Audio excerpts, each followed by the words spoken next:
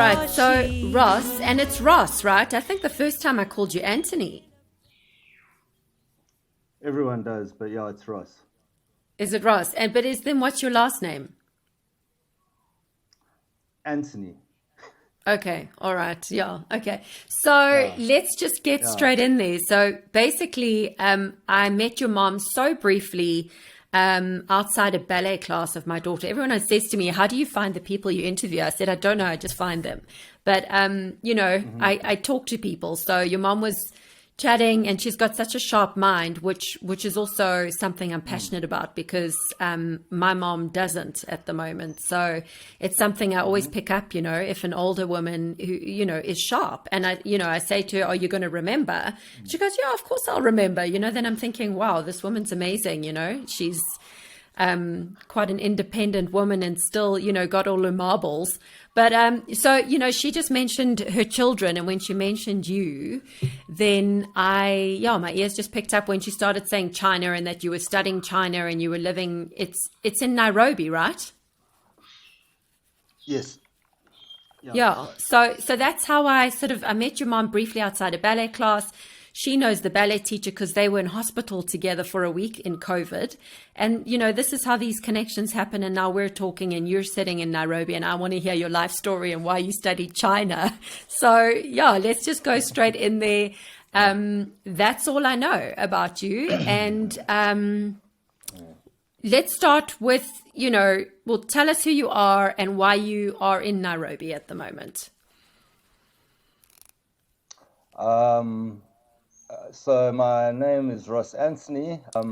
I've been living in Nairobi now for just over 2.5 years, and I we came to Nairobi, my wife and I, because previously I was working at the research center where we worked at closed down in 2018. My wife was also working at the center, and so one of us had to get a job first.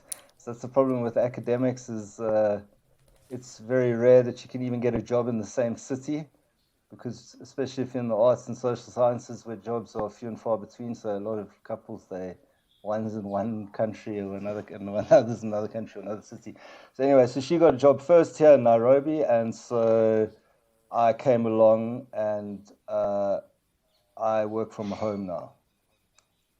In Okay. I'm still affiliated to the university, Stellenbosch University, but I stay at home. Okay. So when you say so were you being a researcher through Stellenbosch University? Well, previously I was the director of a Center for Chinese Studies, and uh, and then when that closed, we left. I stayed on as a what they call a senior research associate or something. It's a fancy way of them not paying you, but you're still on the books somehow, and you're Okay. entitled to certain privileges, and you have an institutional home. So in academia, it's lethal to be called an independent scholar. You, you always have to have some kind of institutional affiliation for anyone to take Yeah. you seriously. I'm affiliated with the Modern Foreign Languages Department because they also teach Chinese there, and they have a very nice head of department who organized it for me. Okay. Yeah. Um, So, also, yeah. yeah. No, the other also when the job wound down, my health had reached a point. I have chronic fatigue syndrome. I've had it for about 20 years, and professional life had just become increasingly difficult to do a full-time job, and so that also sort of fitted into moving here, where I could spend more time working at home, basically, to accommodate for the illness. Yeah. Okay. So, Mm. all right. So this research center is in Nairobi, was in Nairobi Mm-mm. before it closed down. No, no. It was at Stellenbosch University, in Okay. Stellenbosch, 45 kilometers from Cape Town. Yeah, and Yes. I'd worked there since 2012, and yeah, and then we left Stellenbosch. but I'm still affiliated with Stellenbosch University. So I do nothing. I have no institutional affiliation in Kenya. Yeah. Okay. And so, you said that it closed down. Why did it close down? Um, well, there's a few different reasons. The main one was funding. The university had funded the center for quite a while, I think, with the hopes of it eventually becoming financially independent. And so centers, as opposed to departments at university get allocated money from the state, as I understand it. Centers are, ideally, they eventually want to run themselves. And I'd gone back to South Africa because I'd trained in China overseas to sort of build up China expertise in Africa, because there was clearly like a need for it now.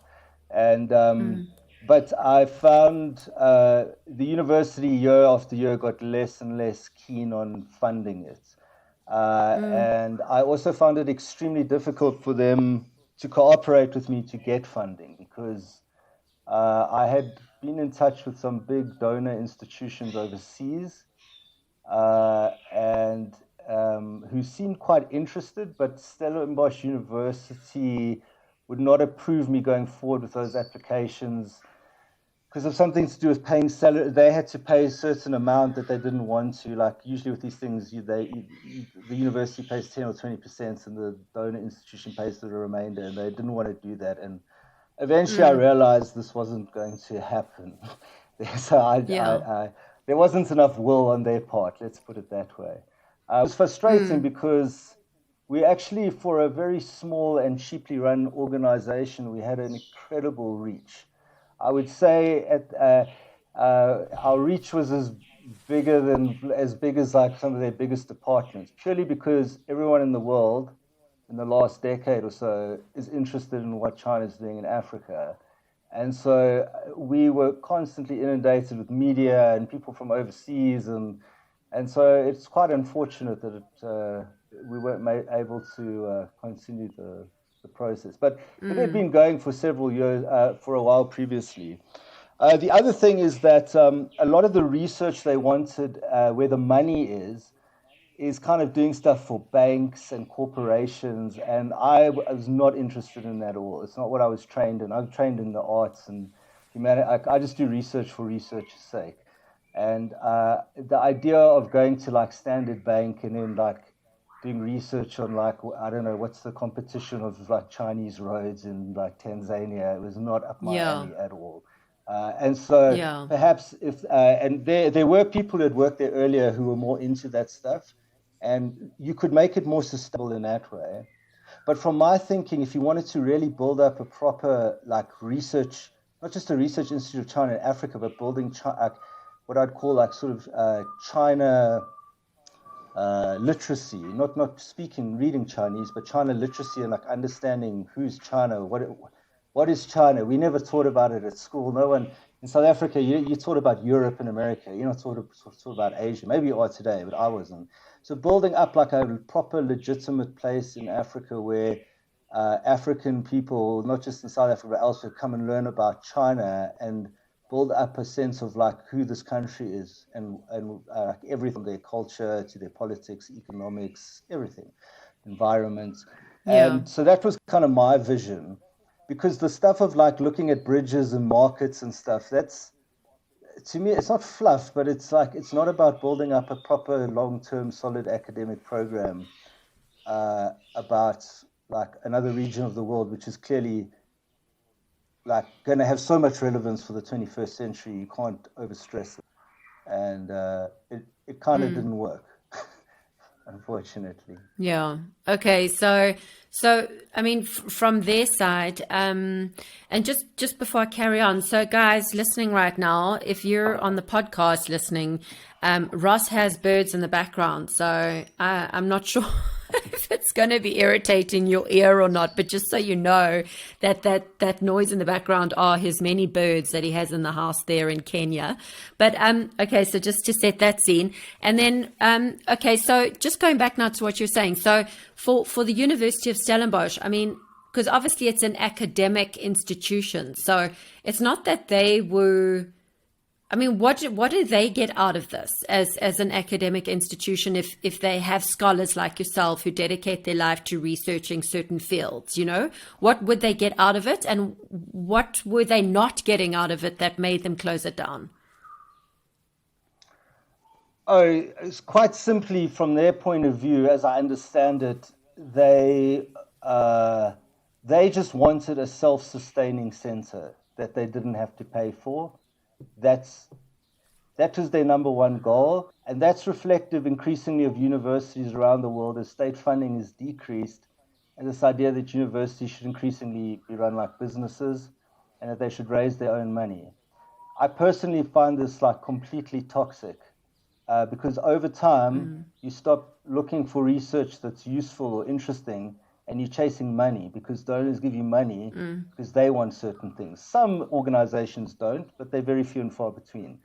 And so to me, the whole mission of the university, not just in South Africa, but globally, is incrementally abandoning the mission of pursuing knowledge for knowledge's sake. And it's more about being able to financially raise money. And of course, in South Africa, it's particularly bad because the state itself is decaying so badly. It's not just universities. It's like every state institution. There's less and less cash to go around, and it gets misspent and yada yada.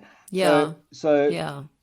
So rectors and deans and what they're increasingly like I don't know, entrepreneurial coaches who are like trying to force, particularly if you're a center, to raise private money. And so that's the university's primary aim. Their secondary aim is prestige, because prestige feeds into the primary aim of making more money for the university. And I can like, if I was in their position, I'd totally get it, because the state's not giving you less and less money every year. There's more pressure on you to do this. So it's a structural problem. I'm not pointing out anyone in particular, and it's something that I think is absolutely, in the long term, it's incredibly destructive to building knowledge within society. That's there. And then there's the prestige element of being a well-known center. And so I think in that way we did quite well. We were better known overseas, to be honest, than we were in South Africa, although we were quite well known there. So that's university. And I'd say third is that they want you to produce research.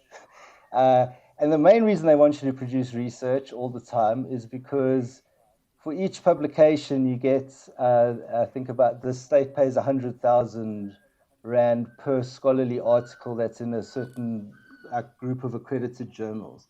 So even the urge to produce research is strangely bound up with them making more money or making enough money to get by and sustain everything. From my point of view, there's very little China expertise in Africa, right? So you're starting at a very low level. Like there's just like a few people, especially at the doctoral level, the people where they're actually publishing in journals and stuff. And so from my point of, and then the other thing was that I was trying to build up a teaching institution. So I was trying to actually build up a place in Africa where you could like learn about China from your first year. So we attached ourselves to the Modern Foreign Languages Department because they taught Mandarin.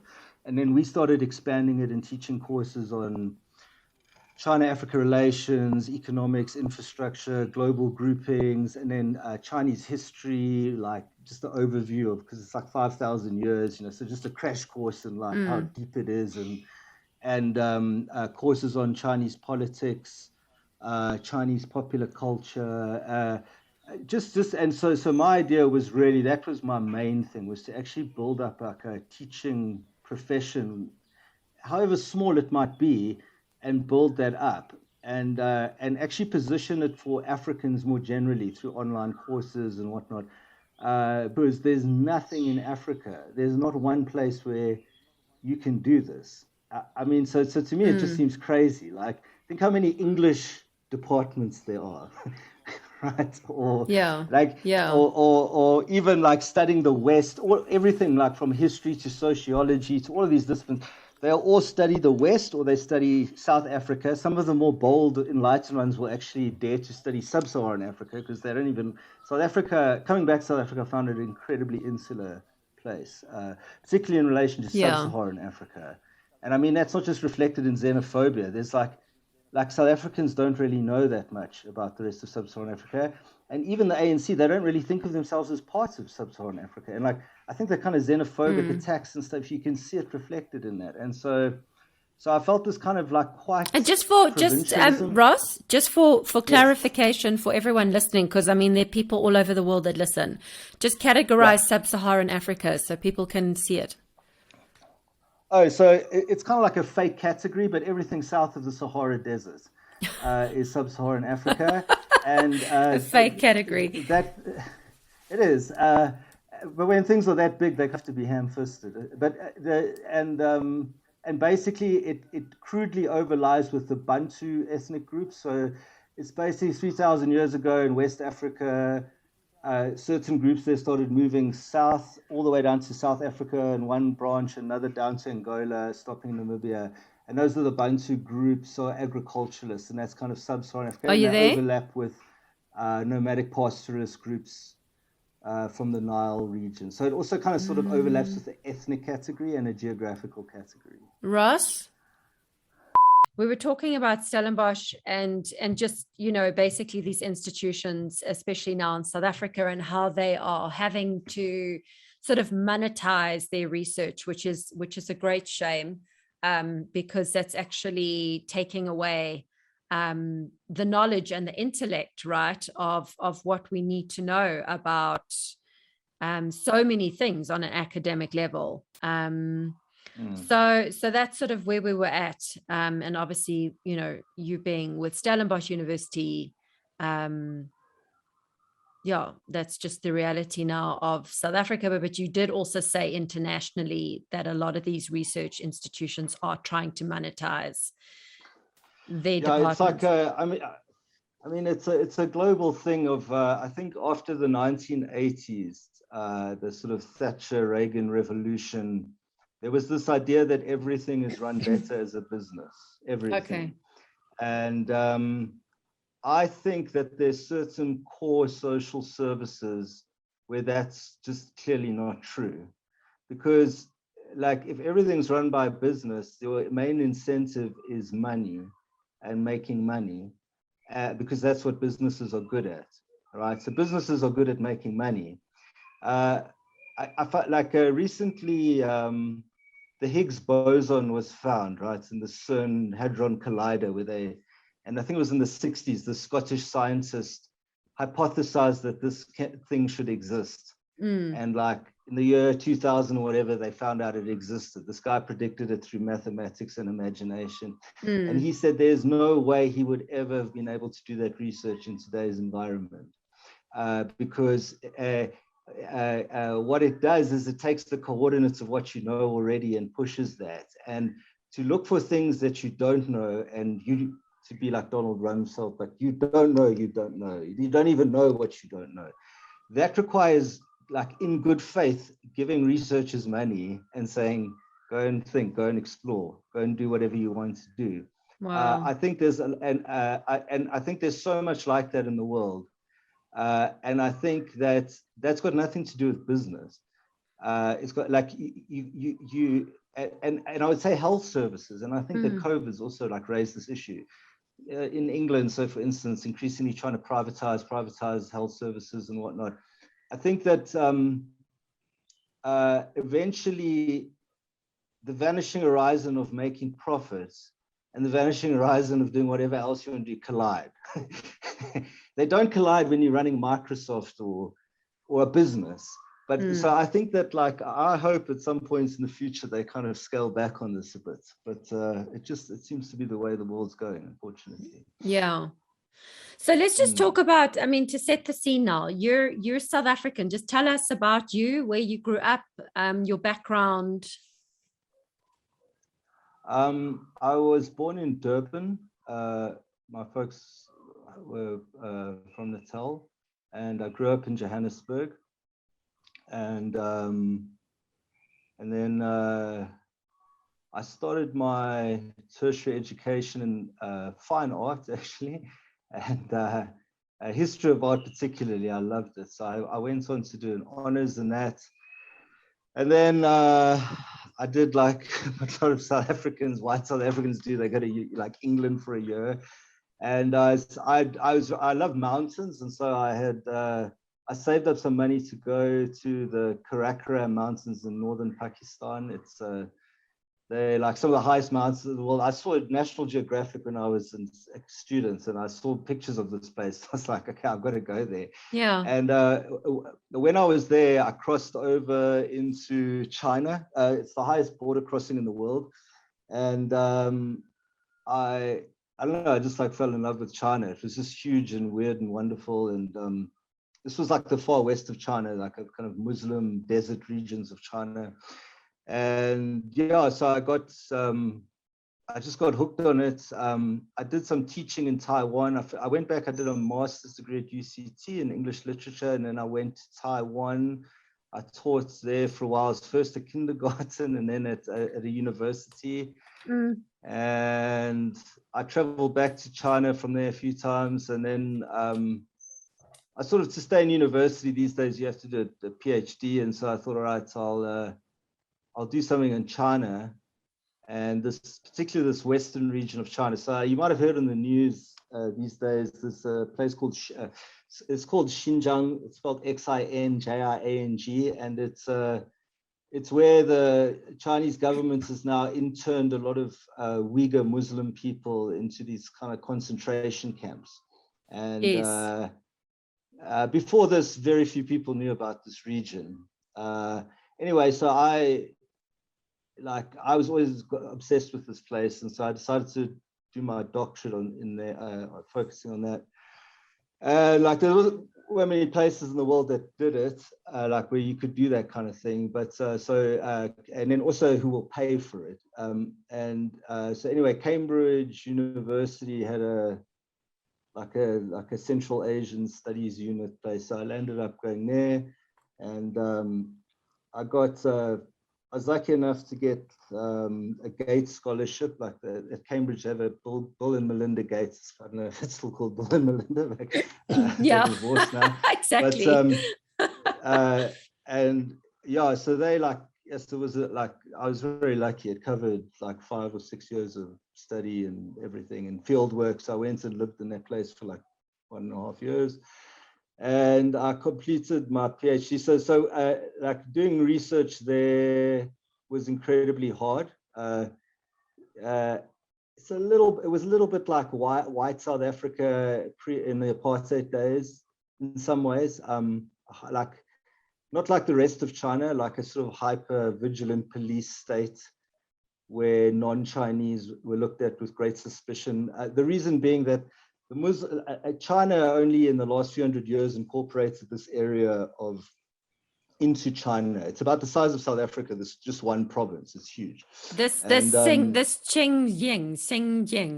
Yeah, Xinjiang Uyghur Autonomous Region. That's the official name. And the locals there are not Chinese in the way you would understand Chinese. They Turkic. So people from Turkey, they migrated from Central Asia to Turkey, right through Azerbaijan and through Central Asia to Turkey. So they actually so they look almost European-like in some ways. There's a kind of lots of crossover. There's people with red hair and blue eyes and all sorts. And the kind of Islam they practice is a kind of Sufi Islam. The writing script is Arabic. So like when you're there, you really it didn't feel like it's China in many ways, as you would sort of understand it. So they've got a very sort of separate identity. And then since the 1990s, there's been a sort of occasional terrorism, bomb blasts, like acts of terror, not like sporadic. Anyway, the government's so the government sort of treated this place like a kind of, it feel like a colony living there. So they're very suspicious of non-Han Chinese people living there. So research was very difficult, quite fraught. It's also very hard, like, geez, having to learn the languages, and because a lot of those people don't even speak Mandarin, they speak Uyghur, which is a Turkic language. Do you speak a And language? anyway, so Do you speak one of the languages? I speak Chinese, not as I don't do it. I don't speak it very well these days because I haven't used it in any extensive form in a long time. But I'd reached about, I'd say, like sort of intermediate level. And Uyghur, I just learned some basic Uyghur. My main research was in the city, the capital city called Urumqi, and so I, like most people there, could use Chinese. But my language skills were never a strong suit. Yeah. And anyway, so after I finished my doctorate, I already was having reservations about continuing doing work there because I found it very difficult. In what so way? for instance, like if you, well, so I remember the one day I was walking in a Uyghur neighborhood, speaking to some guys there, and suddenly these two undercover police came around and started hovering around, asking questions. Then they left. Then these guys started getting like really worried. They were like, "Oh shit, but these guys are going to come back later." Because I'd heard that there's secret police. I hadn't seen it, and so I started to realize like I could be putting people in danger By speaking to them. Yeah, and I mean, I was being monitored. I know that my landlord told me that the police had contacted him and asked them to basically spy on me. That's kind of run of the mill. Like for me, they'll just kick me out the country. That's it. But for the local people, it can be serious business. And in fact, now I think about 10% of the population are interned in these camps. So in 2017, they started building these huge kind of labor camps all over the province. They're called re-education camps. Yeah. And they put you in there now for anything. Like literally, if you've got the wrong app on your phone, they put you in there. If you have like Quranic prayers on your phone, they'll put you in there. If there's no, they don't even have to have a reason. What's their goal? People was actually, what is the goal? Why are they doing that? So basically Xinjiang, if you look on a map, it's a strategically crucial place. It links really all the way to Europe. It borders with Russia, Kazakhstan, Tajikistan, Kyrgyzstan, Afghanistan, Pakistan, and India, and Mongolia. So if you took that out of China, their sort of direct connections to the whole of going into Eurasia are cut off. So it's strategically very important. And they're now building like huge pipelines through there because of Russian and Kazakh energy, and actually a railway now which connects all the way to Europe, which is part of this Belt and Road. Another rail, I think the rail's planned, but to go to Pakistan, to use it where the Chinese have built a port in Gwadar on the coast of Pakistan. So it's like in terms of energy, strategic, it's very, very important. I think particularly China's aspirations in the 21st century to sort of make China the center of Eurasia, no longer Europe, and also to basically connect with markets in Europe. And this idea of Uyghur people having independent state and Uyghur nationalism, which it's there in the background. There is a Uyghur sort of nationalist movement, but they're very small. And in particular with the war on terror and the sort of radical Islam, bordering with Pakistan and Afghanistan, this was starting to influence into Xinjiang. And basically the Uyghurs in many senses not assimilating. There's actually 56 ethnic groups in China. The Han Chinese take up 91% as one ethnic group. They're not actually they're not actually a real ethnic group. My understanding, they'd be very angry if I said that. Well, because Cantonese in the south can't understand Shanghainese and they can't understand Mandarin. They're different languages. They're different they've got their own cultural identities. It's in the last, say, 400-500 years, they've forged this one identity of Han Chinese.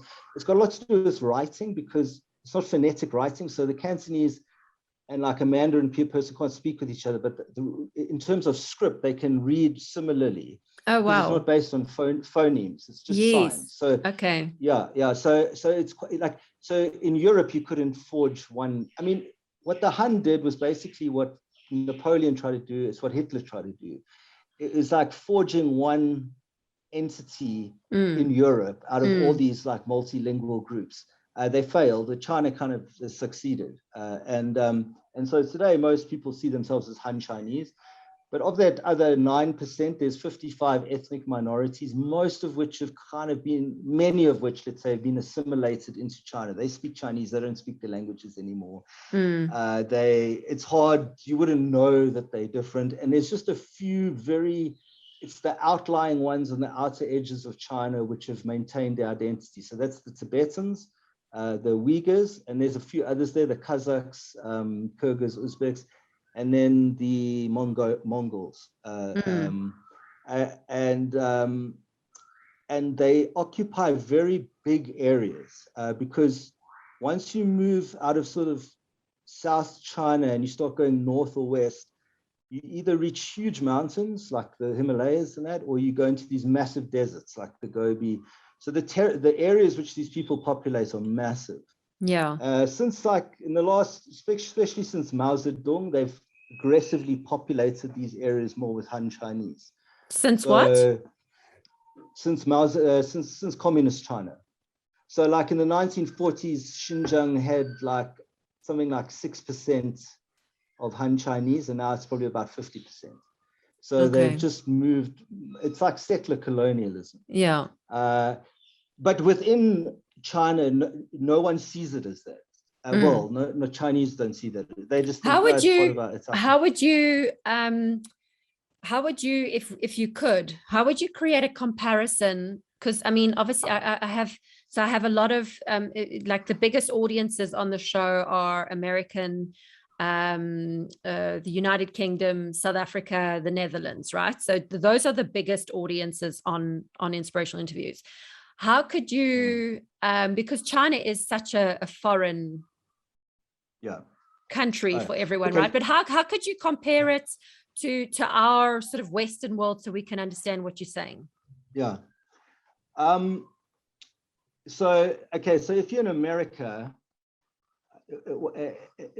actually China and America are quite interesting. Okay, so like China, as you know today, is about 3 times the size of China in the Ming Dynasty, which was, say, about 400 years ago. So in the last 400 years, China's like tripled the size of its territory. Because China's history is so deep, it had also been in those places, say, like 1,000 years before, like in the Tang Dynasty, like 600 to 900, they were in Xinjiang for about 100 years. Then the Han Dynasty it's about 2,000, about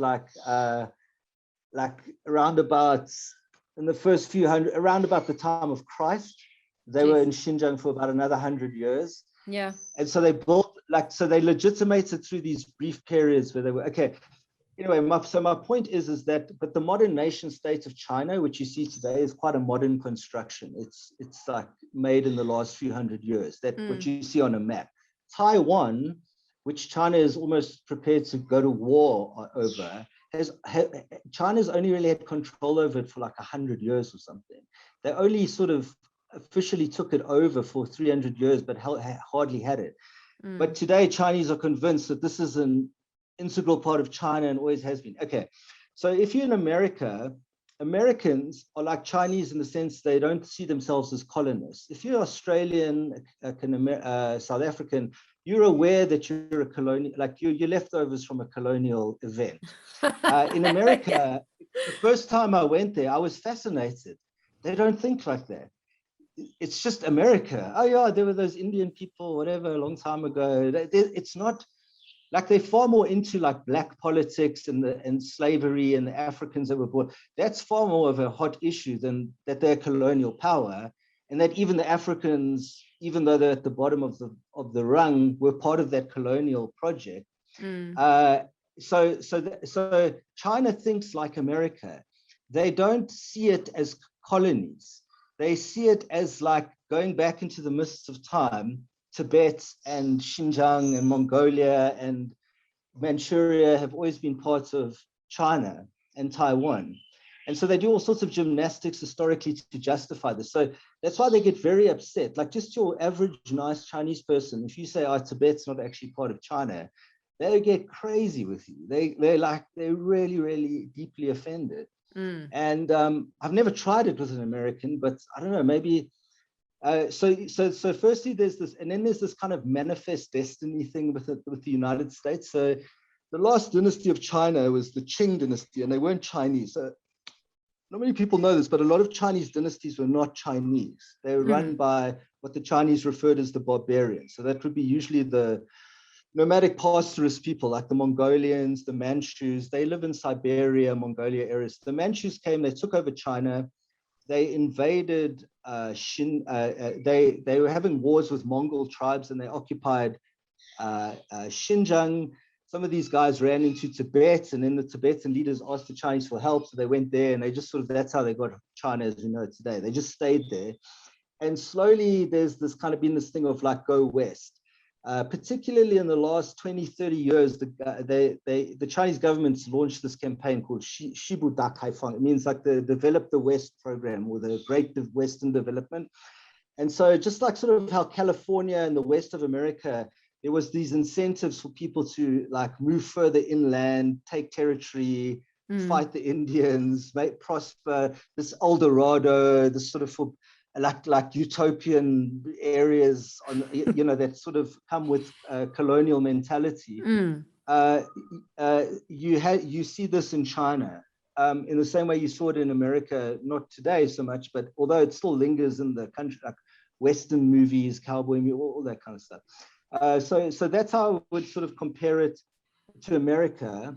To something like South Africa, like with apartheid. So like say living in Xinjiang, where I lived, where you have quite tense relation between the Han Chinese who have settled there quite recently, most of them in the last 20 years or 30 years, and the Uyghur people who feel like they've lived there like forever. And the difference from that to say apartheid South Africa is that officially the state promotes harmonious cooperation between minorities, and they have all these slogans about how minority, like there's unity amongst the peoples. South Africa didn't do any of that. They were more like this is separate development. Like you guys, you there, we're here, we do our development. Like there was no like sort of government injunctions that all the peoples of South Africa, the Sotho and the Zulus and the Afrikaners and the English all live harmoniously. There wasn't, or if they were to live harmoniously, it was to be completely separate from each other. That was the way you could live harmoniously. So in China, you would see, so for instance, minority people, like when they write tests to get into university and civil service, they can get a lower mark to get the same position. So there's a bit of affirmative action in that sense.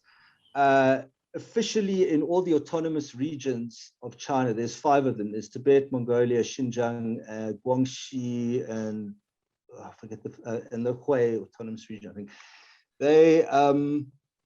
The head is titular head of state in those regions is a minority person as well. What do you mean by minority person? Oh, so non-Han Chinese, so Tibetan. Oh, so by minority, I just mean like not Han Chinese, the 91%. But it's funny, so they're called a minority. They're called something. Shaoshu Mingzu. Yeah, there's a term, minority. So they used to call that used to be translated into English as nationality, because they took it from a Stalinist model of. Russia had it very similar with Siberia. They had all these other groups that were like Russia only incorporated in the last few hundred years, right? So they took it from the Soviet Union, and it used to translate as nationality. And then in the 1990s, they changed the translation to minority. Because so when the Soviet Union fell, all the neighboring ones got nation states, right? The Kazakhs got Kazakhstan, the Kyrgyz got Kyrgyzstan, the Tajiks got Tajikistan. So the Uyghurs, who are part of that group of Turkic Muslims, not the Tajiks, they're different. They thought, okay, it's, our turn's next. We're going to get our. And that was the 1990s, where the Soviet Union had fell. China was looking like its model was at a dead end. It was everything. Everyone thought it was going to go the way of Russia and become a market economy. Then you had Tiananmen Square, and then it all changed. They basically crushed that, and they went the capitalist route, but dropped the political stuff. Anyway, but then they and they didn't get their name. They didn't get their own special independent name. No, they didn't get their nation state that they thought they would get, like all their brothers got in Kazakhstan and whatnot. And so anyway, so the Chinese then started getting worried about all this nationalism. They dropped the translation and changed it to minority, which they use now. And but anyway, sorry, we're talking about the comparison with South Africa. So like in South African apartheid, if you had black people working in your office, it would be the tea lady or the lowest jobs. In Xinjiang, it's not like that. You would have bureaucrats, a lot of them would be minority people. It was like kind of written into law. Every office, you'll have Uyghur people working with Han Chinese people. So in that way, it was very different to South Africa. But where it was quite similar was that a lot of this is just a facade. The guy who is the titular head of Xinjiang or the titular head of Tibet, they're complete puppets. They have no power, and the real power is the head of the Chinese Communist Party in that province. Everyone in that place knows that. Everyone mocks the guy who's like supposed to be the local leader. In a way, it was a bit like the Bantustans, like like Botswana and those sorts of places, who a lot of the locals loathe the local black leaders because they saw them as colluding with the apartheid state. Outside of work, there's very, very little interaction between, be it Tibetans and Han Chinese or Uyghurs and China. They don't like,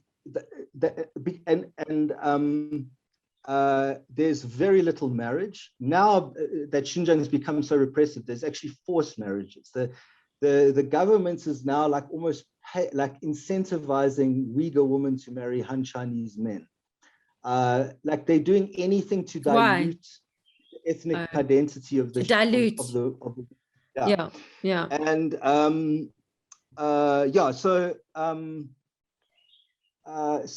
and the other thing, and this took me a while to work it out. It took me a few months to live there before I sussed it out.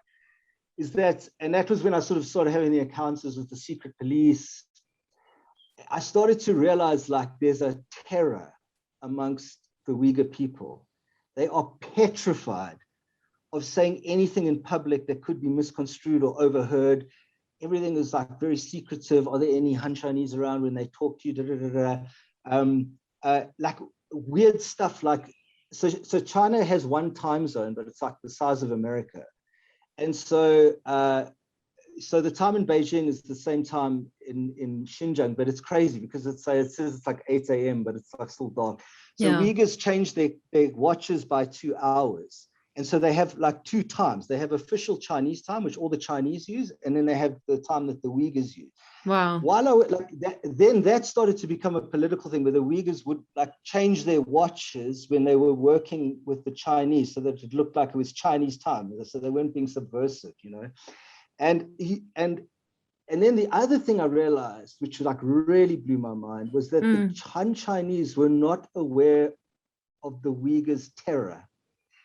And to be an outsider where I could kind of freely mingle with Chinese and I could freely mingle with Uyghurs, it started to like where they would tell me things that they wouldn't tell each other in a general sense.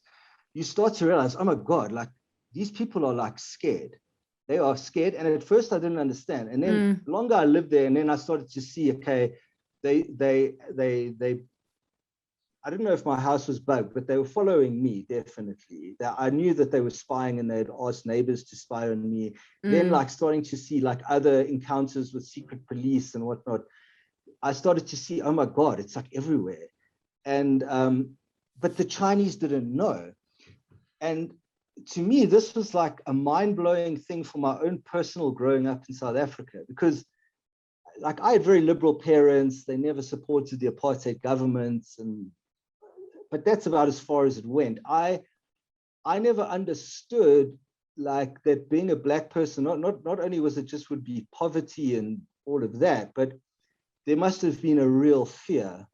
You know, the maid who came into your house, the gardener who's like the, you know, the whole history of like the like, I mean, I was still a teenager when all of this was going on, but it was only when I was in Xinjiang that I was living with, and I saw that this fear that's invisible to the colonizers, the Chinese there, they don't see it. They just, he's my Uyghur colleague. Minzu Tuanjie, it means minority, people's unity, we're all one, yada, yada. And then like underneath, there's this like different reality that if you're in the position of the colonizer or you can't see it unless you like really venture out of your way and develop trustful relations with people. You're not going to see it, and that really helped me like look on apartheid in a different way. And I was like, oh geez, you know, like having like the secret police, like in the ANC and all that. You had all these informants who were kind of like you could get killed not only by apartheid, you could get killed by the liberation movement. It's like the way Winnie Mandela murdered Stompy, you know, or something like that. So that was very. It kind of, I found sometimes in my life that the best way, when you're living in a country, it's like swimming in water. You don't, as a fish, you don't know you're swimming in water. And it requires, like, so there's certain things you just cannot see that maybe someone from another place would just see within a minute. And for me, it was like a really important thing about learning about South Africa was somehow on the other side of the world, in a different situation. Then I could see it. Took you to be in China to understand your own country. And that's also kind of fed in, not just that, but teaching about China or East Asia or this part of the world in Africa is actually really important because like in many sub-Saharan African education systems, you basically, you'll get some form of national history, but it's still captured by the West. So like you learn about America, you learn about Europe as if that was somehow like the only history in the world that kind of mattered. And like, so like debates about colonialism, right? In South Africa, people can only think of colonialism as Europe coming to Africa. But in Asia, you had massive, like the colonialism I'm talking about in China, where they took over, you had it in Russia, where they took over all of Central Asia, all the way to Japan. Then you had Japanese colonialism in World War II. They had already been, Korea had been a colony of Japan since the 19th century. And so like, there's all these other things that you contrast and compare with. Instead of getting out of this mentality of it's like, it's only us. No, there's all sorts of colonialisms going on in the world. But I mean, is that not just... Yeah.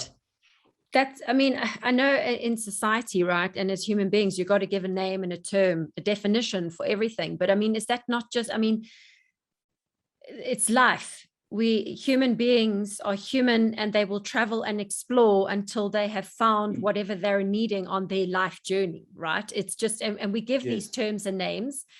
And because of all our, you know, idiosyncrasies and our faults and weaknesses, things happen. Some people try to take over. Some people try to own the whole world or own the whole state, or, you know, so it's just, it's the human journey is to colonize and to take over.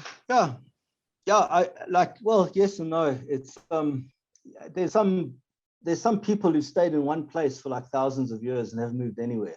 True. There's a language in northern Pakistan called Burushushki, and its closest relative is Basque in Spain. That's the nearest language that's linked to this language in Pakistan, because they split in the Neolithic, these people. Some of them went up to Spain, the others went to Pakistan, and they like settled in this incredibly deep valley, and they've just sort of resisted every wave of colonization. So in one sense, no, if you find a nice patch, you might just stay there.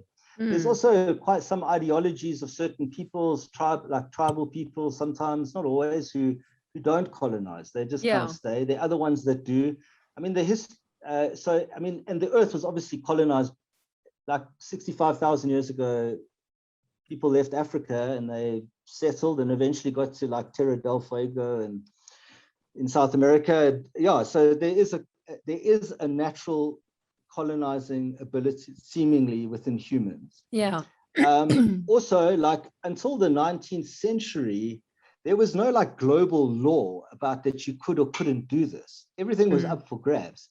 You know, today we've got the UN and we've got all these things, and we just think, oh, it must have always been like that. No way. Like in the 19th century, there's no like global legal thing saying, oh, you couldn't take over Africa. Or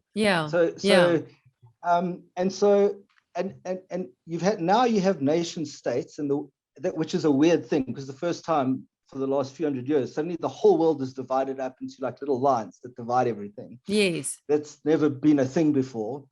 And now we're stuck with it. And I think like, while you're saying it's a natural thing to colonize or to move around, I think no one really wants any other group invading them. And no one, like, I think we can all agree that must kind of come to an end.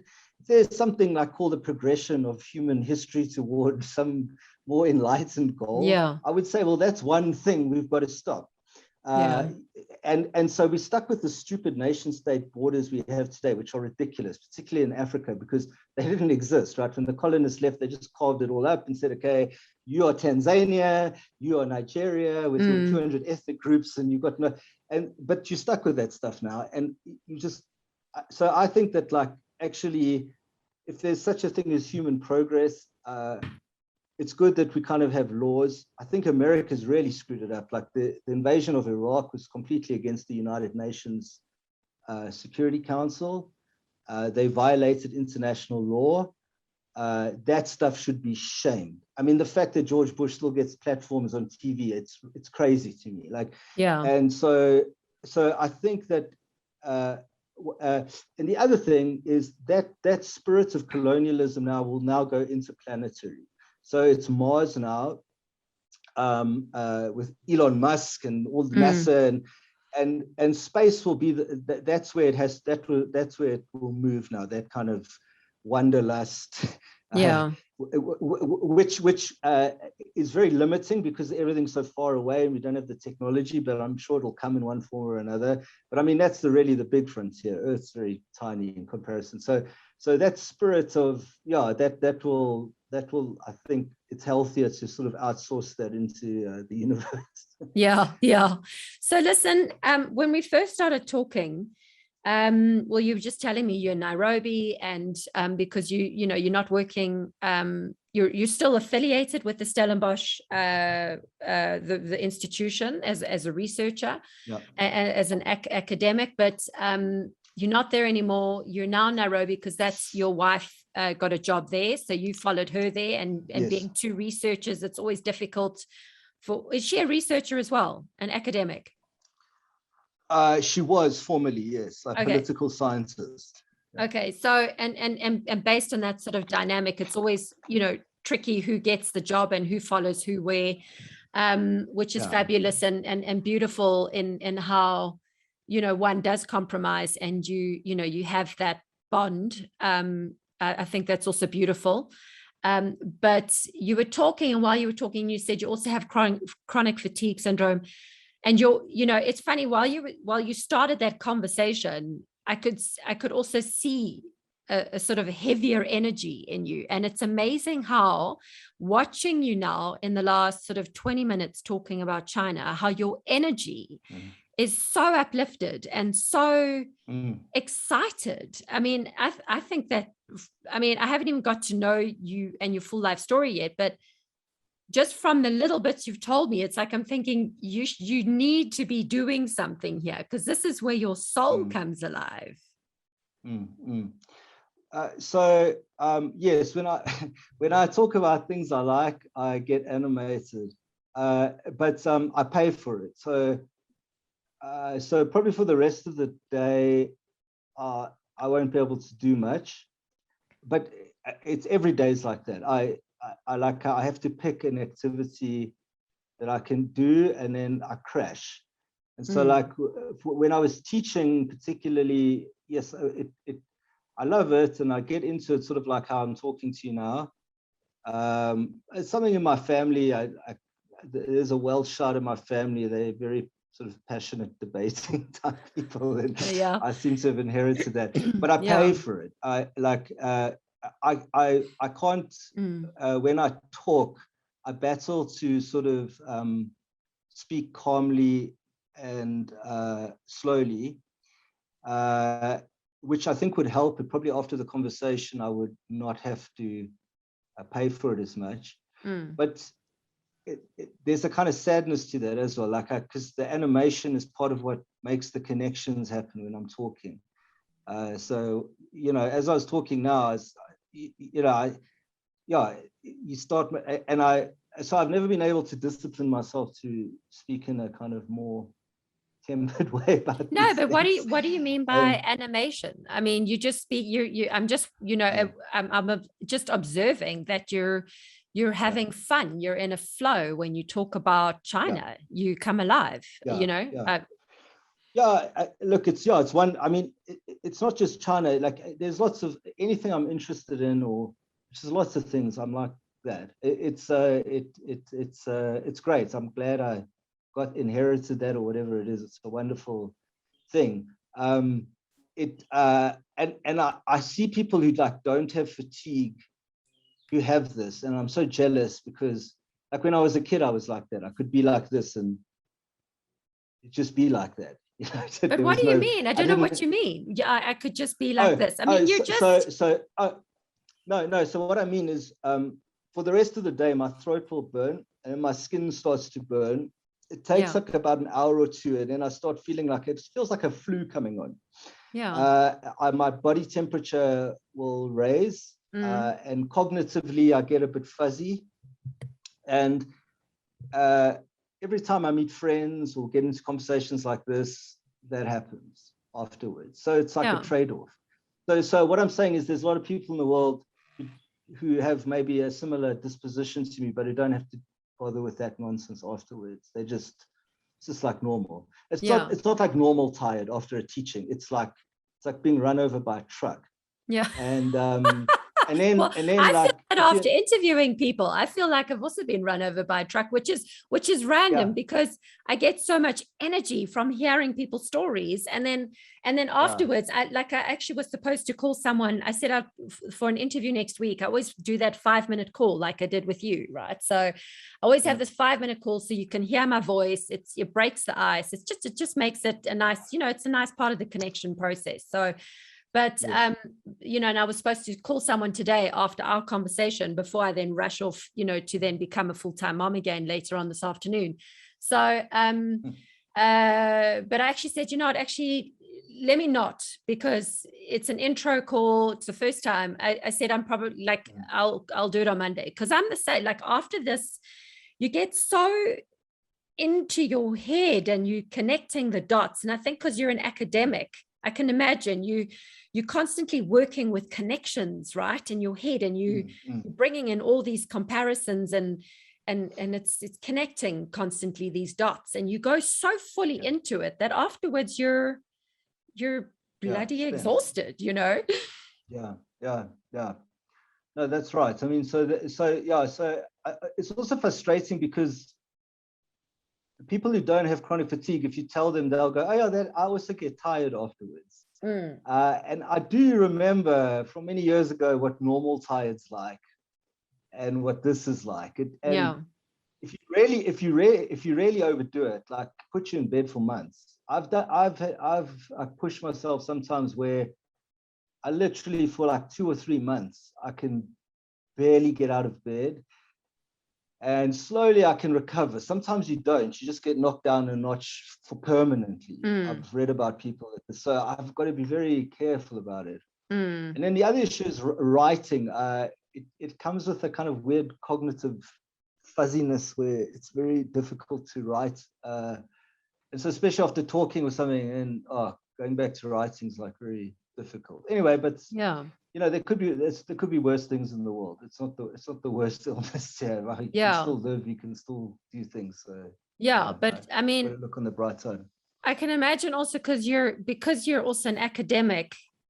I mean, what's it like to be an academic? You know, I always admire these, you know, academic types in my class. You know, I'm a communicator and I love listening, but you know, you get, well, people like yourself who literally can just sponge up information. Like, is that what you like? If it's of interest to me, I don't know, like the first time you're in love with something where you think about that person a lot, and it's a very natural. And so it's like a similar way, in an intellectual way. There's certain things you resonate to where you just want more and more and more.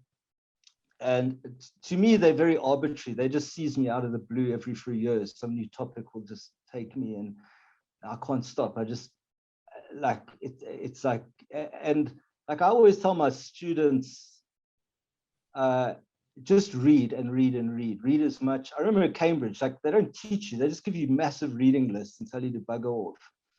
And yeah, and like I found the students in South Africa, they really want their handheld, especially Stellenbosch. God, it's like they want PowerPoints and everything. And I'm like, you're not going to learn anything like this. This is like you're not going to learn anything, because the more you read, or the more you expose yourself to different ideas, I guess these days you can even do it on YouTube or however you do it, the more things you've got to connect dots with. If you read 5 books, you can connect like 5 dots, right? And I don't mean read, like, because it's not reading a book, because people look, oh God, I got to read the book from beginning to end. It's like, just get the idea and index it. And then if you need to go back, you can read more, but just get the idea. Just so read the introduction, or look at an introductory lecture on YouTube by that guy promoting his book or whatever. Just get the ideas and get many of those ideas. And then the more you have, the more connections, right?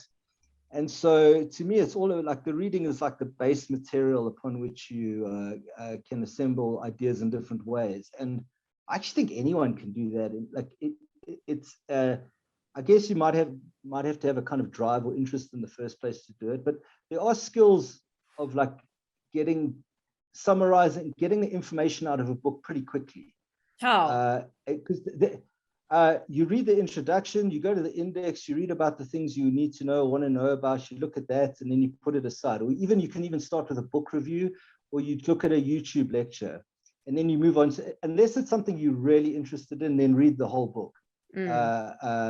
A lot of my books are half finished, and I'm not ashamed of it. Because it's not about I've read that book. It's like, it's just there's an idea in there, and you need that basic idea, because you're going to read another idea and another idea, and you're going to try and articulate things.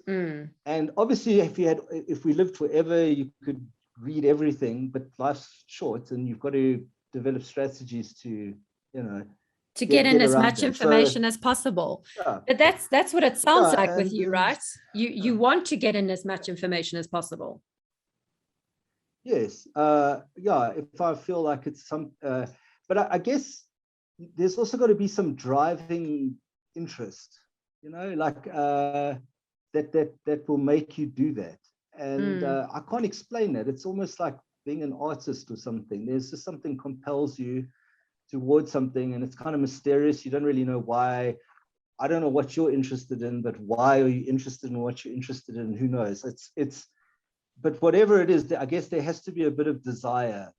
And so often for me, it's questions like when I moved to Kenya, I was quite interested in coming from South Africa and seeing, okay, like the state here is quite dysfunctional, and it's this and that. And like, why is it like this? Like, what makes it like this? Like, and I got very curious about that, and I started reading about that, and that's just like one. But there's many, like, so wherever I am and whatever I'm doing, some new question will come to me. Like, why is it like this? Or sometimes they're crazy things like, why don't we fly off the earth? Like, I know there's gravity, but what is gravity? So then I'll like look up that and try and understand what that is. And so some of them are just arbitrary, but I guess you have to have that kind of curiosity. I don't know what the education system's like today in South Africa, but when I was there, it didn't foster that kind of curiosity. Like apartheid, I don't think they wanted you to be too curious, to be honest. And so I think maybe education systems themselves, starting at quite a young age, should like foster that kind of curiosity. So yeah, tell me so you're not doing anything at the moment? So I'm working, I've got last year I had a few book projects which were left over from when I was doing my previous job. So I've finished one edited book last year, and I'm doing another one now with some other academics. They're just assembling other people's work, and then we write sort of introductory essays. So I've been doing that, and then but then my sort of big project which I've been on is I'm doing a book on extinction,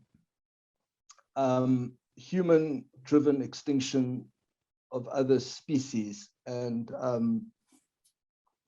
the role of culture, economics, desire, aesthetics, religion, how those function as extinction drivers. So just hold on 2 secs there. So if I was, do you have kids or? No. Okay. So, I've got kids, right? I've got a 3-year-old boy and I've got my 7-year-old daughter. They're both pretty clever kids. I can say that. And my little boy is an incredibly articulate. Everyone can't believe how well he speaks. We've just come back from Holland, right? So, I mean, they were born in Holland. We've been living in Holland. The kids only know Holland and they've only been in South Africa now for 6 months, but he now speaks fluent English and it's amazing. So he understands everything. So if you were telling him about your book, what would you tell him? That's a very good way of putting it. So that quantum physicist, Richard Feynman, he said, if you can't explain something to a child, you probably don't understand it. And so you asking me this is I'm in the back of my head, I'm thinking, God, I might reveal that I don't actually understand what I'm doing. So with that proviso, okay, let me think. Okay, how old's your kid? So how old is the he's 3 and my daughter's 7, and she's also super sharp, really sharp. Okay. So yeah. Okay. Okay. So let's say humans have been around for about humans as we know them have been around for about 400,000 years. Okay, it's a long time. And for most of that time, they lived peacefully with all the other animals. And then 40,000 years ago, the animals start going extinct. And the scientists suspect that humans are the ones killing them. And at first, we're not certain, but by about 10,000 years ago, we become very certain that it's the humans killing. There we go. Ross, hi. How's it? Yeah, hi. Okay, so Hi, we're back. Yeah, and now I'm actually hearing myself better for some reason. Okay, so and 10,000 years ago, we discovered that indeed it is the humans killing the animals. Yes. So the first so humans live in Africa, and all of their relatives always live in Africa. Well, not always. Okay, let's forget about that. But about 60,000 years ago, they start moving out of Africa. And nothing dies. And then when they get to Australia, it's about 40,000 years ago, suddenly all of the big animals, most of the big animals, about 80% of the big animals all die. And they're these weird, giant marsupial kangaroo things that are as big as rhinoceros, and these giant birds and many things, they start dying. Dinosaurs. Okay, and then marsupials. Oh. What's the difference? No. Marsupials is like a kind of mammal that has a pouch and a external placenta, I think. Like the kangaroo. Pouched mammals. Yeah, all of those are marsupials, and that you only find them in Australia, New Guinea, that area. Mm-hmm. And then 10,000 years ago, humans eventually get to the end of Siberia, and because it's still kind of, or 15,000 years ago, it's still kind of cold, they cross over the ice and they get into America. And within 1,000 years, they've moved from the top of America all the way down to South America. And in that time, 80% of all big animals there die. Okay, so the Americas had rhinoceros, they had like elephant species, which are called mammoths and mastodons and all sorts of weird and wonderful, but big mammals and some big birds. But it's all big stuff. All the small stuff survives. Okay, and there's a debate between, because around about this time, the Earth started going from a colder place to a warmer place. And the colder place we used to call the Pleistocene, and it got to the warmer was the Holocene. And a lot of the glaciers melted everywhere, and there was a lot more water around the Earth. And so some scientists say that this caused all these animals to die. It was a kind of climate change, not a human climate change, climate change.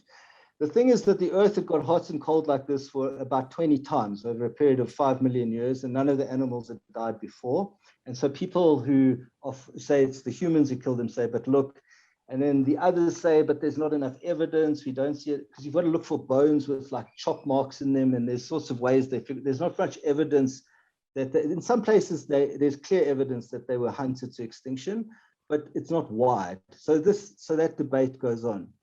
Anyway, humans then developed boats and like ways of getting across oceans and stuff. And then they started to get to islands. And when they get to islands, it's very clear that all the animals start dying because it's humans.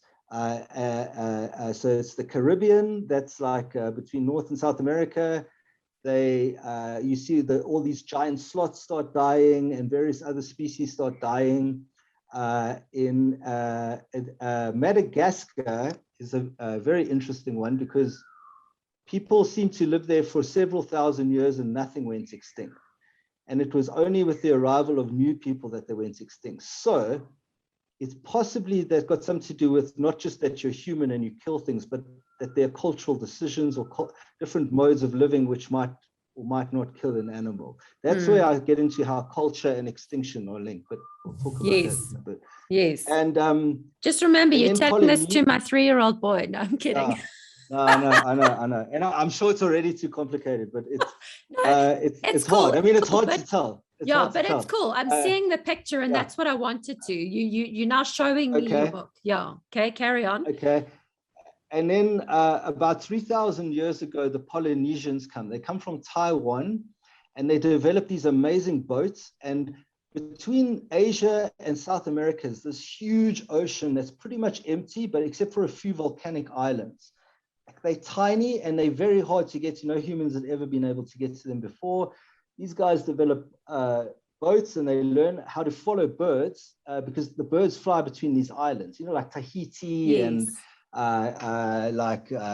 there's so many, which I'm forgetting now. Anyway, all of those ones. And they kill about like several thousand species of bird as they inhabit each island. Remember, these are seen as like the peaceful people. Eventually, in 800 years ago, they get to New Zealand, and there's massive extinctions of moas, which are the world's biggest birds, or one of the world's biggest birds. They were much bigger than ostriches. Yeah. And various other species of birds they just killed. Okay. Yeah. And then, so that's kind of the colonization of the world, and the animals seem to die. Then you don't get extinction. Then you get colonial capitalism, basically from when the Portuguese and the Spanish start going to South America, and then they start colonizing the world. That's like what I call the second event. It's like the second explosion, if you like. And then you start seeing species going extinct again. But this time they're smaller species. All the big ones have been killed, and they now, and of course, these societies can metabolize energy much more efficiently. They're now planting sugarcane and chopping down everything, and so the speed of it happens quicker. I also just have to mention one final thing is that things on islands go extinct much quicker than things on continents. Because if you're a bird and you manage to get yourself to Hawaii, you're the first bird that lands in Hawaii.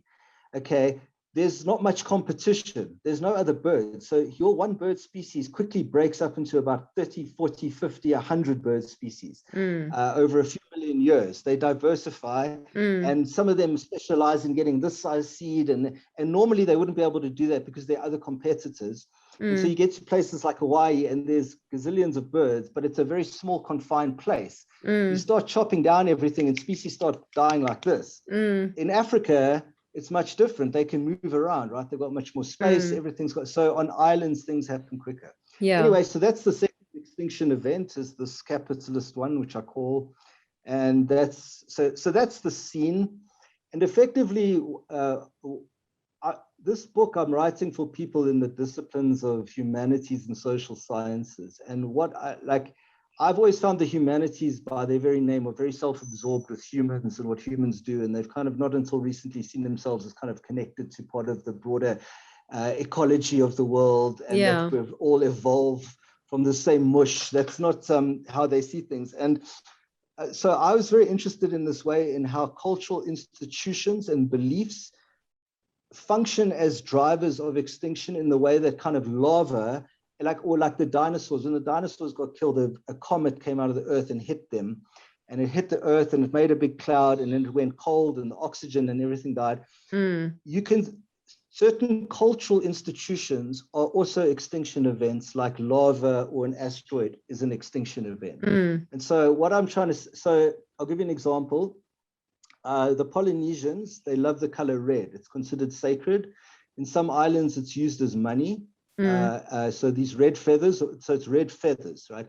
So it's getting the feathers of particular birds become, if you want to get married, you've got to collect a whole bunch of feathers, you give them to the bride's family, you get the bride. It's like a form of exchange. In other places like Hawaii, it was used in the cloaks of royal families. So the Hawaiians were like psycho hierarchical society, where the top families were seen as like not even humans, they were gods. And there were certain birds on the islands that were reserved only for them, with certain colors, and they would target those and make these crazy cloaks out of these feathers. So when the colonialists arrived, that's the first thing they would talk about, is like they all wear the royalty wore these like crazy, like big feathered. And in other places, and so certain birds start to go extinct because of the unfortunate fact that they have red colors, which are meant to advertise for their mates or whatever. So in Polynesia, you see all these parrots going extinct. They're also, the way the Polynesian, like when they got to New Zealand, they have what is called gift-giving culture. So if you are like a big man and you want to develop power, you hold these huge feasts. And you hold these huge feasts so that, and you invite all your neighbors, but it's actually to intimidate the hell out of them and show them how like magnificent you are and generous. And then those guys might have a feast later and even give more. So it's like warfare by giving. And what this did is kill them with kindness. Yes. Well, that's what happened to the moas. So the moas were these big birds, and you start seeing archaeological evidence of feasting. You start seeing moas in remains in these feasts. Okay. It's the same today. If you think about rhino or ivory in the 19th century, the British wanted billiard balls made of ivory, and they wanted this made like a decoration. And this led to a massive decimation of elephants. And then with the rise of China, you've seen like with rhino and medicine. And so my point is that cultural desire is an extinction driver, and it needs to be looked at almost in a geological way, in the way that you would look at like lava killing animals 200 million years ago. You need to look at culture. Cultural institutions are also extinction, can function as extinction institutions. In other words, like step outside of the humanities and everything and look at them as if you were an alien paleontologist 50 million years from now coming to Earth and figuring out what caused all these extinctions. You wouldn't just need to look at like geological stuff. You'd also have to read books and things and find out like digital archives and everything to understand what were the motivations of how these things became destroyed. And then there's other things like land and land tenure and capital, and this idea of growth on a finite planet is driving extinctions. So that's it in a nutshell. That's amazing. So tell me I mean, you know what it's amazing how, you know, I meet your mom outside this ballet class. She literally said one sentence about you, and I told her to stop. I said, listen, I'd love your son's number. I already know I need to speak to him. And that was just purely, you know, understanding that here you were studying China, right? But now, I mean, so and it's so beautiful how I love these stories, how, you know, these stories develop, and I'm hearing now about this book that you're making. And I mean, what inspired you now to do this? So the first thing was I got banned from, as far as I know, I'm not allowed to visit China anymore. Okay. And yeah, I got banned. Finish your sentence. I got banned from China. Is that it? Well, I don't know if you get banned, but basically each time you apply for a visa, it gets denied. And so I don't know if that constitutes a ban or not, but so it was a combination of that. That happened pretty soon when I was decided to leave the center, and just they had also kind of like weren't going to fund it anymore, and so it was a culmination of these things. And then my wife getting this job, it was just like, hey, this is, but being cut out of China, now actually many people have been cut out. I was one of the earlier ones, because in the last few years, China's taken a very radical turn in terms of like being open to engagement with other points of view, let's put it. And so now actually quite a few people I know are not allowed. But a few years ago, I was like the only one. I'd got no support in South Africa or anything to do with this. It just kind of, I realized I was on my own. If I was in England, I probably could have functioned better. But I realized like, okay, I can't go back, because a lot of my research and connect, like was going to China, meeting with scholars there, doing joint projects, being guest lecturer there, bringing guests, you know, and so it really was not going to help. Secondly, what wasn't going to help? I don't understand. What wasn't going to help? What do you mean? Oh, not being able to go to China anymore. Okay. It's going to seriously limit my work. And yeah, because you're researching China, so you need to be in China, right? Yeah. Exactly.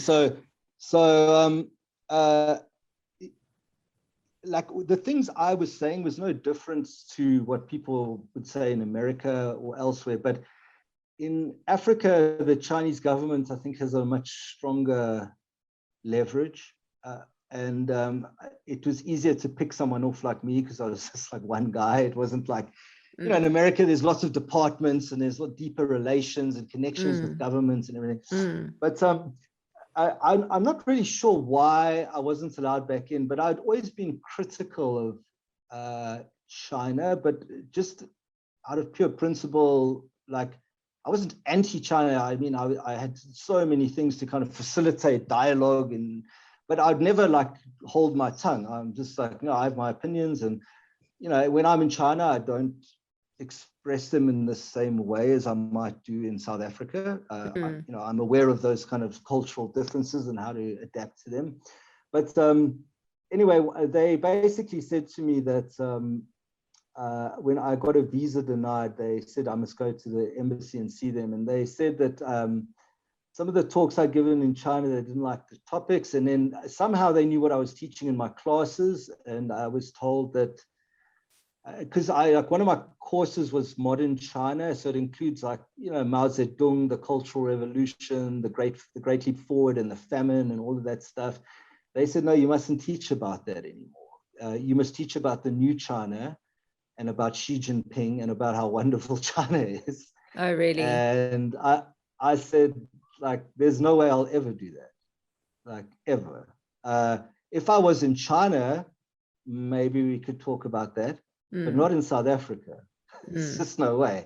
Yeah. You know, the Chinese are very big on sovereignty. And I said, like, you're kind of violating your own rule of sovereignty, you know, like doing this. Anyway, so, and then so did you get a call, just on that note, did you get a call from who to say, I don't want you to teach this in Stellenbosch, or like who called you? I was summoned to the embassy in Pretoria. And that's where the conversation took place. And So did they fly you to that was, Pretoria?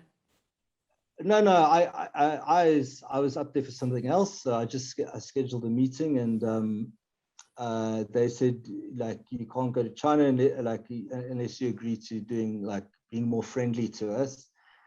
And firstly, I felt like I wasn't particularly hostile to China. But you've also got to realize this was also the time that Xinjiang was kicking off. And I had started having friends that were gone into the camp. So my Uyghur teacher, who came to Cambridge and taught me for a month there, and then I knew him in Xinjiang. He's a professor of literature.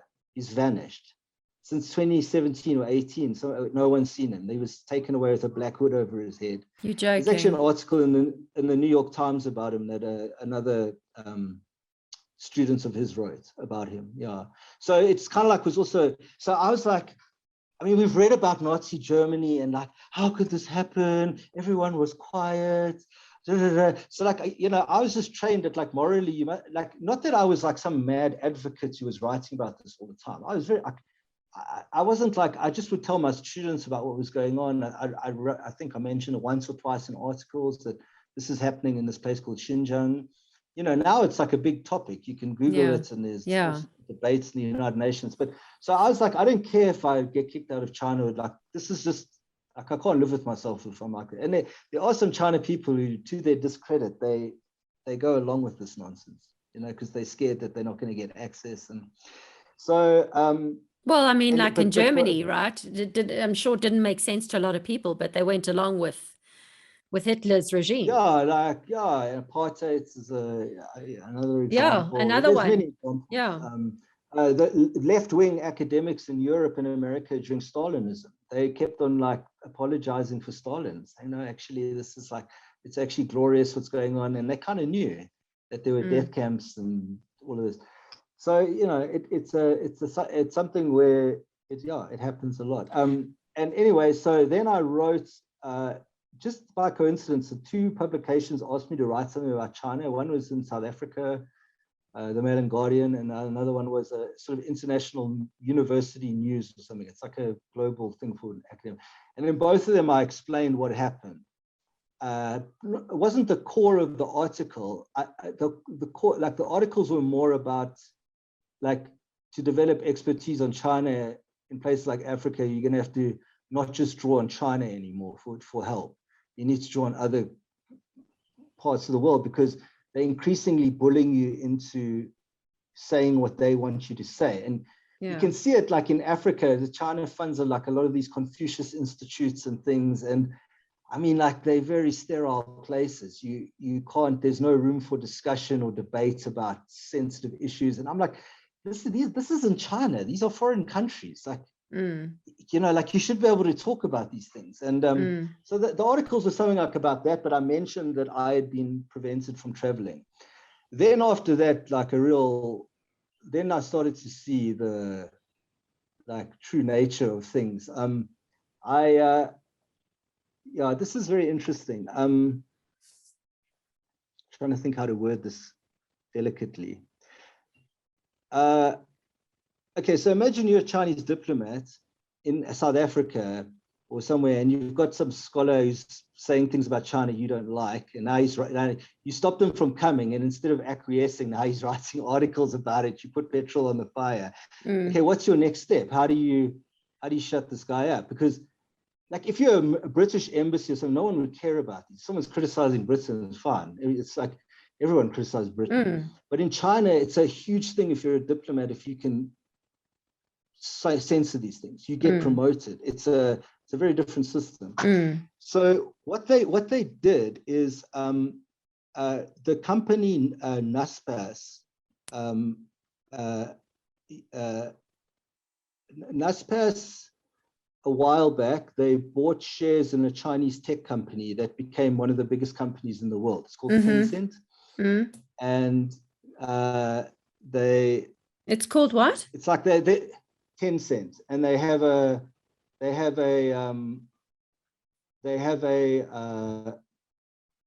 like they have WeChat. It's like the equivalent of WhatsApp. But WeChat is much more sophisticated. You can rent someone to walk your dog on it. It's you can pay your money on it. It's I think in value it's bigger than Facebook in terms of value. Where is it? And Naspers in China. So it's a Chinese company. Okay. So the Chinese tech, you've got like 1.4 billion people. So if you have a tech revolution there, if you bet on the right company, I mean, it's astronomical. And that's not international. That's just in China. And so I think, I don't know the whole story, but Naspers, I think they've done digital TV and all of that. And I think they put money on a bunch of different small tech companies in like these developing world countries like Russia and China. And I'm not really sure, but one of them was this Tencent, which went on to be a Facebook. So it's like, imagine investing 40% in Facebook when they were like just at Harvard University or something. Yeah. Like so a large, I'm not an economist, but I know that like quite a significant portion of the South African Stock Exchange, the fact that it does well is based on this investment, because there's a lot of South Africans who have investments in WeChat.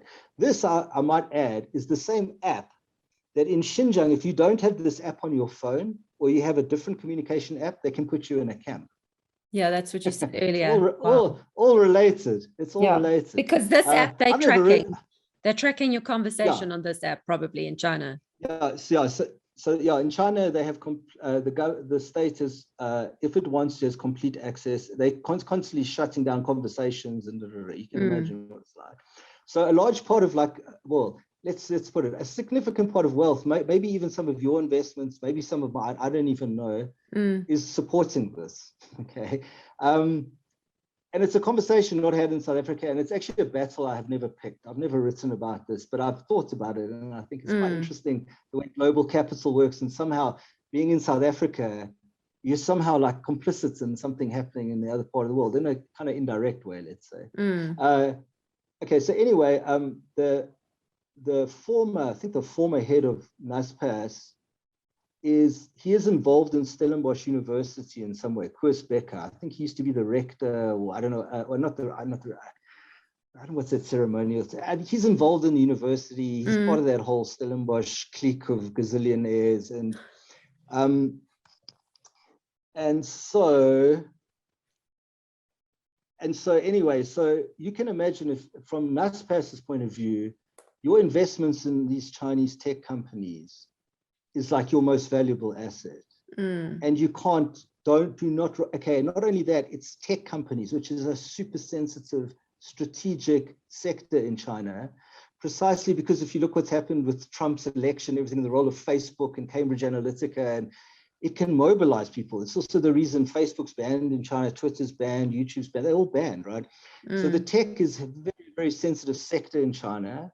The fact that like it used to be a 40% owned by or something around there by South Africa. It's now, I think, 30 or 30 something percent, but it's still a big chunk. The fact that it's what's owned by, you mean Naspers is owned by South Africa, you think? Yeah, about 30. So like I had heard that apparently Naspers doesn't even have, it owns the shares, but it has absolutely no say in what goes on. There's an agreement that they don't even touch it. It's cut off from. So I think they just own the shares. With WeChat. Yeah, with Tencent.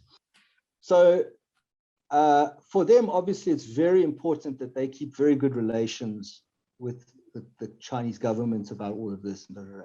So anyway, I wrote these articles in the Mail and Guardian and this other, and they got quite a lot of traction. And suddenly I got sent a set of emails in which the Chinese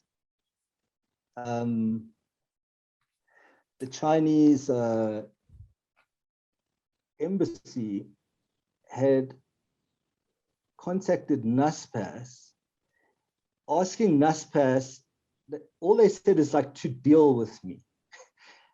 Please deal with this Ross Anthony character. He's giving us trouble. And that was it. But I felt like it became clear to me, nothing happened of it. I immediately sent it to the dean of my department. I said, look at, here's these email exchanges. And to his credit, he said, I'll back you, whatever happened. But around about that time, my contract was coming to the end, and I was just like, fuck all of this. I'm leaving. I can't handle any of this. I can't handle the lack of support. I can't handle the fact that I'm suddenly like involved in like a kind of James Bond plot where the multinational corporations and like communist governments are after me. And so that's kind of where it ended.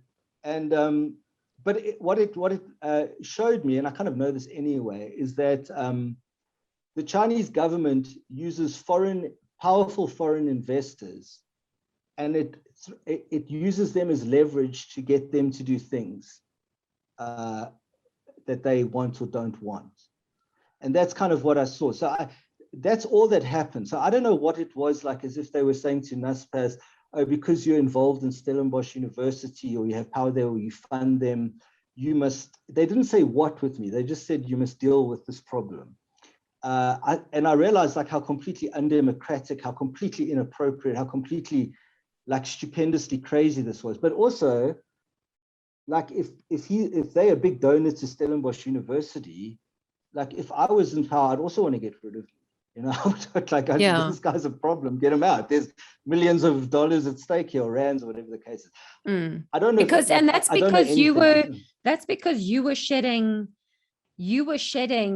a truth on what was going on in China, and not in, you weren't doing it in a way to take China down. That's not in your nature. You would just, your nature is to be transparent. That's what from seeing you now in this conversation, you're just transparent. That's your nature. So that's what you were being. You were translating what you were seeing, and it had no judgment per se, but it was just a direct translation of your observation. And the fact that like I didn't feel like it was ethical, and I felt that people had to know, because there's a lot of academic institutions that are keen to deal with China, and China's increasingly poured loads of money into tertiary education in Africa.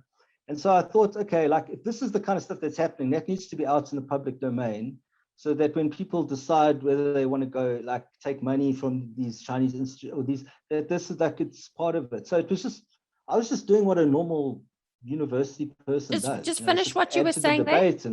Well, you were saying if people decide to take money from where to where, what did you mean by that? So like so Chinese money is quite like, there's been a huge increase of Chinese money into Africa, and not just Africa, South America, all over the world, tertiary education sector, and building Confucius institutes, also like training a lot of students in China. It's become quite a big thing. In fact, I think it's more now than what America puts in Eastern Africa. And so like what happened to me, I felt that like people who engage in that, they like should know that these are some of the problems you might face. Like if suddenly you're getting told to shut up about certain, from like another country, and because the irony is that we didn't take any money from China. We did some research projects, joint research projects with China, which was Chinese money, but no, like when I was working there, no Chinese money supported the running of our center. It had nothing to do with our center, and so they couldn't get to us that way. And so they used these other forms of leverage, like money generally coming into Stellenbosch and all this kind of stuff. And so that's so that was that. And so when we came here, I kind of realized. So after they said deal with you, that was at the time the contract was coming to an end anyway. And in your words, you said, "Fuck it, I don't want to deal with this anymore." So quote unquote. And so it was just like, okay, wipe your hands, and you're like, I'm out of here. And so is that then where you left Stellenbosch? Yes. Also, like my health, like for years, it had just been slowly getting worse, like exhaustion, concentration, everything. Like for 10 years, I've just been desperate to just stop everything.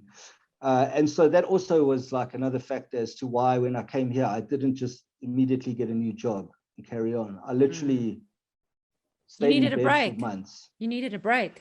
Yeah, but I mean, it's also the exhaustion. I mean, because the exhaustion's still there today, and that was like 2.5 years ago. It doesn't go anywhere, but it just allowed me to. And then I thought, okay, I want to write something. I want to do some writing that's kind of very like almost a bit esoteric and like not to do with all this like China stuff. And I literally spent about 6 months thinking of a topic, and then this thing about extinction came along. And I started working on that, and because I was trained in like more philosophical stuff and literary theory and art, and it was only later I sort of became like a politics person because I was dealing with China, and that stuff I kind of is close to my heart in a way, and so I wanted a project where I could bring some of that stuff in, and I love nature and animals, and I was worried, like many people are today, about the states of the world with climate change and extinction and all these things. And so I thought, okay, this is like a really nice way to just do something completely different. Yeah. And yeah, it's hard because I don't really know anyone in those fields. So it's like completely green, like I've got no connections in environmental studies or ecology. I don't know anything. So I've just kind of like been doing it myself. So it's quite overwhelming in that sense. Not overwhelmed, just like it's it's like starting a new job or something. Yeah. And yeah, but so it requires quite a lot of like inner confidence because there's a lot of self-doubt. I'm not trained in this. I just sort of self-taught myself all of this stuff. But that's a challenge of, I guess, when you change in your life from one thing to another, it just comes with the territory. Well, and I think, I mean, that's like, and for everyone listening now, people who, who are needing a change and are wanting to do something new, but just don't have the balls to do it, kudos to you because, you hear your story. I mean, it's just such an electrifying story to listen to, your life journey, and you're adapting. That's what you're doing. You're showing adaptation, like a human skill that we need to keep evolving, right? And this is just all a part of that, adapting to keep that electricity alive and that fire alive in your belly, right? Otherwise, what do you do? Yeah. No, then it's like death. Otherwise, it's and I mean, I'm lucky. I like my wife is like incredibly supportive. She, so like I have that luxury. I mean, also we don't have children, so there's financially a lot less pressure. And she has never doubted my choice. She's just like, because with fatigue, it's there's often days, sometimes weeks where I just sit around. I really can't do much. And I hate that because I'm not that kind of person inside. I'm quite a ambitious person. I see that. Absolutely. And, yeah. So, it requires having someone who like has faith in you. And also is like, because I think like if I just had no job and I was alone or I was the breadwinner, it would be horrific because I would never be able to do what I'm doing now. I'd be out doing whatever job I could to get money to. But we're in a situation where Ross, you can't compare.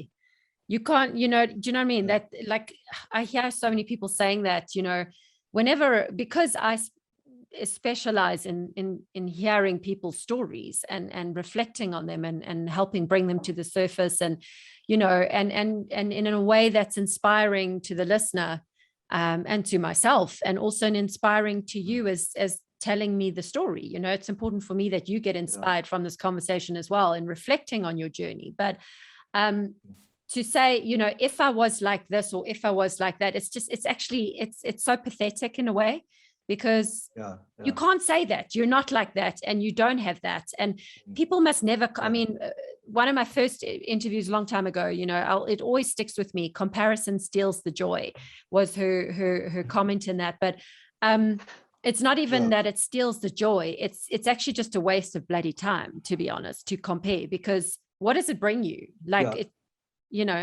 No, I understand that. I understand that. I guess, you land where you land. and that's Yeah. it. Yeah. You're not married. You don't have kids. You don't have this. You are who you are, where you are right now. So this is your journey. So And that's what I do. Well, what I've chosen to do. And that's and now I just have to finish the damn thing. And you have to finish the I'm not damn very thing. I'm not a good writer. I struggle with writing. I'm much easier at talking.